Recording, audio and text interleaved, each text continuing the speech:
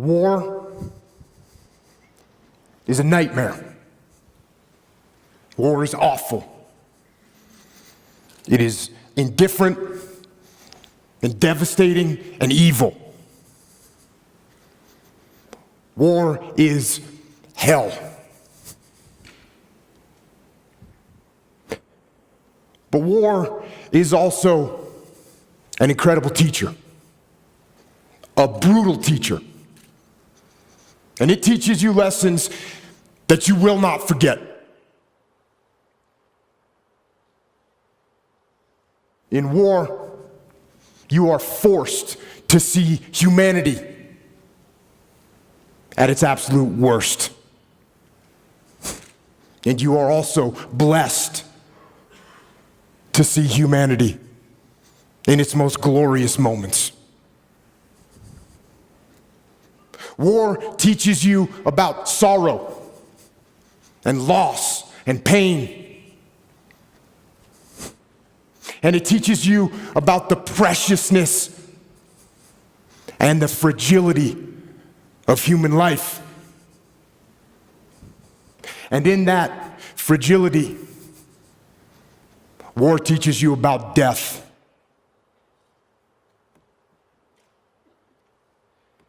But war also teaches you about brotherhood and honor and humility and leadership. And unfortunately, war teaches you the most when things go wrong. And for me, one of the most impactful lessons that I learned from war was in the spring of 2006 in the city of Ramadi, Iraq, which at the time was the epicenter of the insurgency, where brutal and determined terrorists ruled the streets with torture and rape and murder. And it was in one neighborhood of that city, during an operation that I was in charge of, when all hell broke loose. We had multiple units out on the battlefield fighting the enemy. We had friendly Iraqi soldiers, we had U.S. Army soldiers and U.S. Marines, along with small elements of my SEAL team. And then the fog of war rolled in, with its confusion and chaos and mayhem,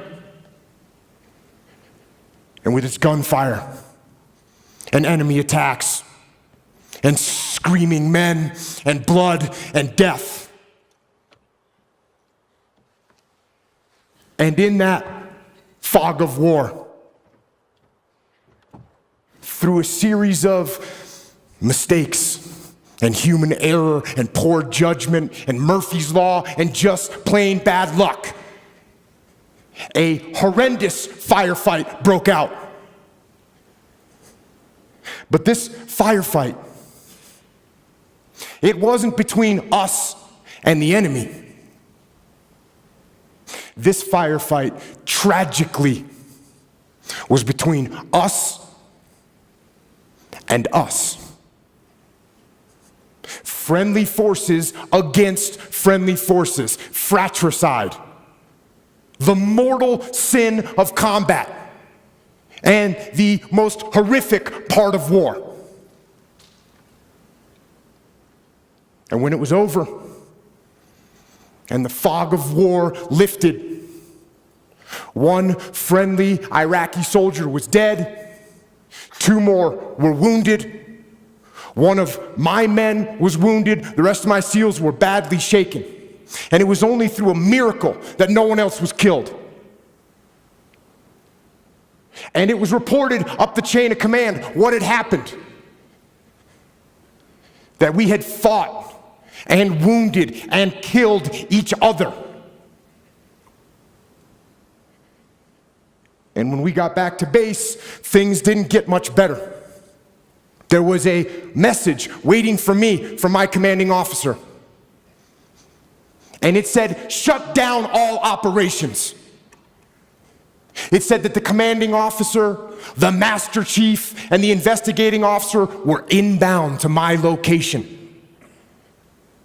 And they told me to prepare a debrief to explain exactly what had happened on the operation and what had gone wrong. Now, I knew what this meant. It meant that somebody had to pay. It meant that somebody had to be held accountable. It meant that somebody had to get fired for what had happened. So, I began to prepare my debrief. And in it, I detailed every mistake that was made and who made it. And I pointed out every failure in the planning and the preparation and the execution in the operation.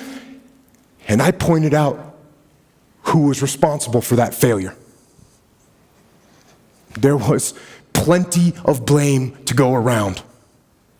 There were so many people that I could incriminate with guilt. But something wasn't right. For some reason, I just couldn't put my finger on who was at fault and who specifically I should blame for what had happened. And I sat and I went over it again and again, and I struggled for an answer. And then, when I was about 10 minutes from starting the debrief, that answer came, and it hit me like a slap in the face. And I realized that there was only one person to blame for the confusion, only one person to blame for the wounded men, and only one person to blame for the dead Iraqi soldier. And I knew exactly who that person was. And with that knowledge, I walked into the debriefing room with my commanding officer, and the master chief and the investigating officer were sitting there waiting for me, along with the rest of my men, including my SEAL that had been wounded, who was sitting in the back of the room with his head and his face all bandaged up. And I stood up before them and I asked them one simple question. Whose fault was this? One of my SEALs raised his hand. And he said, it was my fault. I didn't keep control of the Iraqi soldiers I was with. And they left their designated sector, and that was the root of all these problems. And I said, no, it wasn't your fault. And then another SEAL raised his hand and said, it was my fault. I didn't pass our location over the radio fast enough, so no one knew what building we were in, and that's what caused all this confusion. It was my fault. And I said, no, it wasn't your fault either. And then another SEAL raised his hand. And he said, boss, this was my fault. I didn't properly identify my target. And I shot and killed that friendly Iraqi soldier. This was my fault. And I said, no, this wasn't your fault either. And it wasn't yours or yours or yours, I said as I pointed to the rest of the SEALs in the room. And then I told them that there was only one person at fault for what had happened. There was only one person to blame. And that person was me. I am the commander.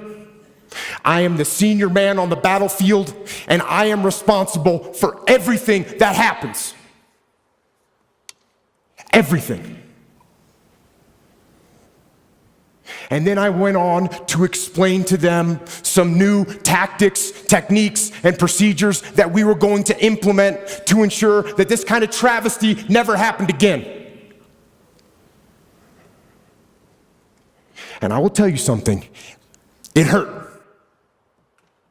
It hurt my ego. It hurt my pride to take the blame.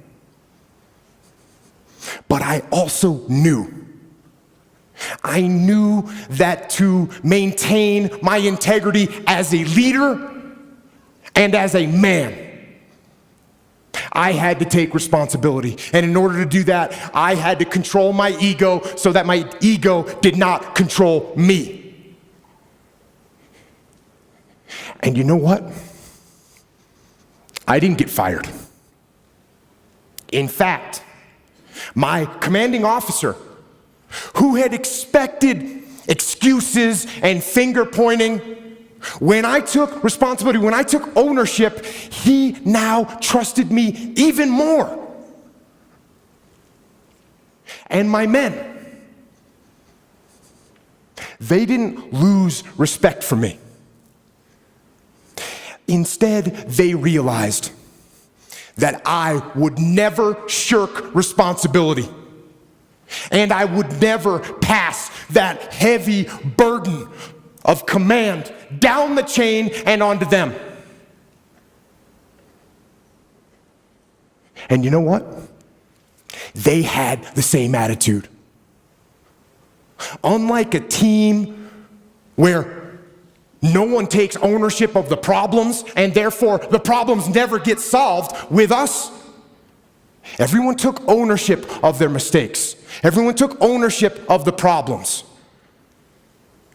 And when a team takes ownership of its problems, the problems get solved. And that is true on the battlefield, it is true in business, and it is true in life. So I say, take ownership. Take extreme ownership. Don't make excuses. Don't blame any other person or any other thing. Get control of your ego. Don't hide your delicate pride from the truth. Take ownership of everything in your world, the good and the bad. Take ownership of your mistakes, take ownership of your shortfalls, take ownership of your problems, and then take ownership of the solutions that will get those problems solved. Take ownership of your mission. Take ownership of your job, of your team, of your future, and take ownership of your life. And lead. Lead. Lead yourself and your team and the people in your life. Lead them all to victory. Thank you.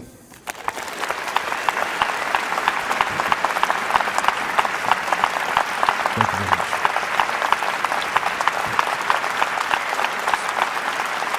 Thank you.